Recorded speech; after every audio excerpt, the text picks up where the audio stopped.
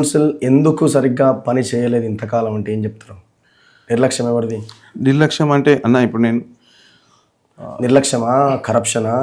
మన ఒక అడ్వకేట్ వచ్చారు నా దగ్గరికి, సేమ్ ఆయన కూడా శంకర్ గారు తెలుసు. సో నేను చాలా ప్రెస్ మీట్లు పెట్టినాను, మొత్తం పెద్ద స్కామ్ అవినీతి అని ఆయన చెప్తున్నారు. అవును సార్.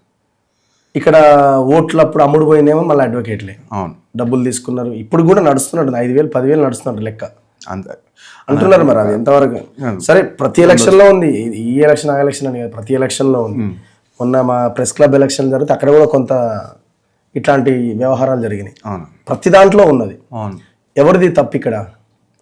అన్న ఇలా తప్పు అనేది మీరు ఎన్నుకునేటప్పుడు మనం ఎన్నుకుంటున్నాం అన్న, బార్ కౌన్సిల్ మెంబర్ని ఎన్నుకుంటున్నాము, ఒక కల్ట్ ఫిగర్ని ఎన్నుకోవాలనుకుంటాం. కల్ట్ ఫిగర్ అంటే అన్నీ ఇప్పుడు ఒకసారి ఒక సీనియర్ ఉన్నారు, ఆయన అన్నీ చేయలేడు కదా. ఆయన మైండ్లో ఏముంటుంది, ఆయనకు ఒక డిస్క్రిప్షన్ ఉండాలి. నేను సర్వీస్ చేయాలి, నేను ఇది చేయాలి, నేను అందరికీ అవకాశం ఇచ్చే పరిస్థితి ఉండాలని ఆయన చెప్పాలి. ఫస్ట్ ఆయన ఆలోచన ఏముందనేది చెప్పాలి. అసలు ఫస్ట్ కొత్తలకు అవకాశం ఇయ్యరు మీరు, అవకాశమే రాదు. ఉన్నోళ్ళనే మళ్ళీ వాళ్ళే అదే ఒక సిండికేట్, ఆ సిండికేట్ల నుంచే వాళ్ళే ఎలెక్ట్ అయ్యి బయటికి వచ్చి వాళ్ళే ఎలెక్ట్ అవుతారు, వాళ్ళే ఉంటారు కాబట్టి వాళ్ళే నడుస్తుంది. సో ఒక 5 సార్లు పోటీ చేస్తే ఇంకోసారి అవకాశం లేకుండా చేయొచ్చు? ఏం లేదు, 5 సార్లు అండి, 5 సంవత్సరాలు ఎన్నిసార్లు చేయొచ్చు. ఇప్పుడు ఒక్కొక్కరిది ఒక్కొక్క సిండికేట్ సిస్టమ్ తయారైపోయింది. ఎట్లా పార్టీల వారిగా అన్ని ఉంటాయి దీంట్లో. పార్టీ ఉంటుంది, కమ్యూనిటీ ఉంటుంది, ఎవ్రీథింగ్, మనీ ఉంటుంది. మాలాంటి జూనియర్స్ ఉంటారు, మాకు ఆస్పిరేషన్ కావాలి, మేము రావాలి, మాకు వెలుగులోకి రావాలి, మాకు ఉంటుంది. సో ఇక్కడ ప్యానల్ లేదు కదా ఎక్కడ కూడా. దీంట్లో ప్యానల్ సిస్టమ్ 23 మంది ఇండిపెండెంటే. 23 మంది ఎవరికి ఓట్లు పడితే 23 మంది వాళ్ళే గెలుస్తారు. ఇలా మీరు అన్నట్టు ఇక తర్వాత ఉంటుంది సినిమా.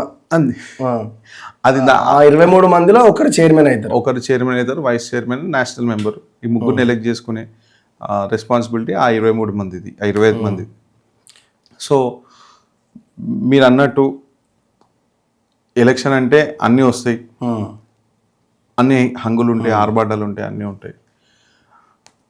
ఇప్పుడున్న వ్యవస్థల, ఇప్పుడున్న ఏదైతే కరెంట్ కాంటెంపరీ ఇప్పుడున్న ఎలక్షన్ మోడ్లో మా దగ్గరికి అయితే పర్సనల్గా వచ్చి అడిగేటోళ్ళు ఉంటారు. ఎందుకంటే మాకే లేవు, మేము అవతలానికి ఏమి ఇచ్చి కొనేటువంటి పరిస్థితి. అట్లాంటి మీరు అనే సిచ్యువేషన్ కూడా very rarest of the rare cases. నేను అడ్వకేట్స్ని అట్లా అనడం కరెక్ట్ కాదు, వాళ్ళు డబ్బులు తీసుకుంటారు నేను అనను. Very rarest of the rarest case. Very rarest of the elections లో ప్రజలు అమ్ముడు పోతున్నారు నేను అనను, ఆ మాటకి నేను ఒప్పుకోను. అలవాటు చేసిరేమో. ఇప్పుడు 100ల ఒక 3-4 ఉంటారేమో దీంట్లో. మిగిలిన వాళ్ళు అయితే అంత ఈజీగా ఉండదు. ఇప్పుడు నేను మామూలుగా నా పార్ట్ ఆఫ్ క్యాన్వాసింగ్ మీకు చెప్తాను.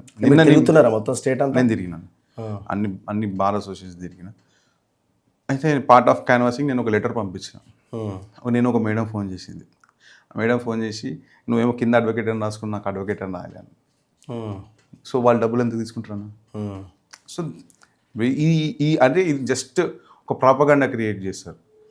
ఒక సీనియర్ ఉన్నారు అనుకోండి, ఎవరైనా కంటెస్ట్ చేస్తాను, ఈ డబ్బులు అయితే అని చెప్తారు ముందే. కొత్త రావాలంటే భయపడిపోవాలి, కానీ రీచ్ అవుతే రిజల్ట్ ఉంటుంది. రీచ్ అయితే రిజల్ట్ ఉంటుంది.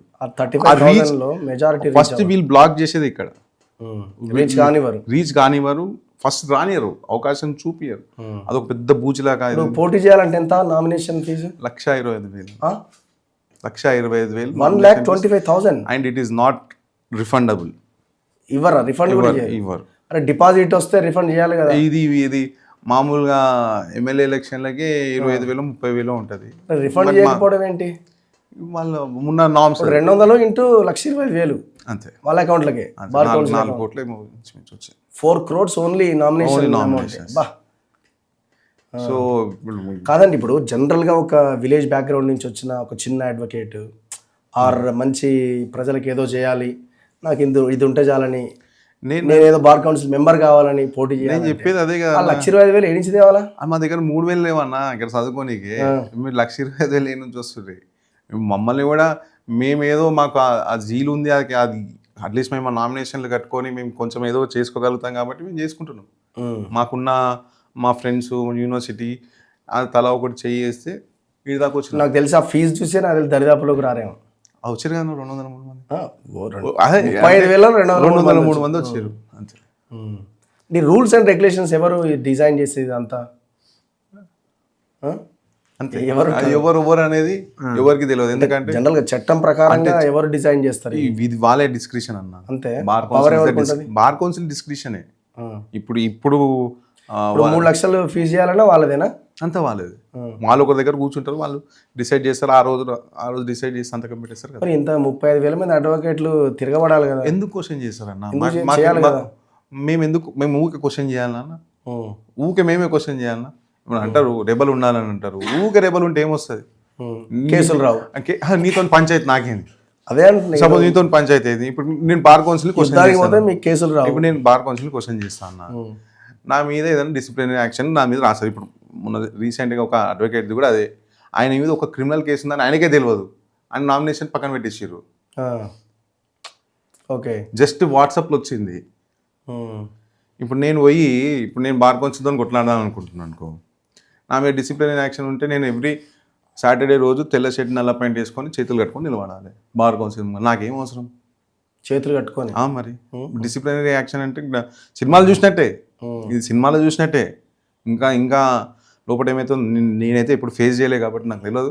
బట్ మేము చూస్తుంటాం సాటర్డే బార్ కౌన్సిల్ ఉండాలి, కొంతమంది అడ్వకేట్స్ ఉంటారు చేతులు కట్టుకొని నిలబడతారు. ఎస్ బా, మరి ఇది ఎక్కడ?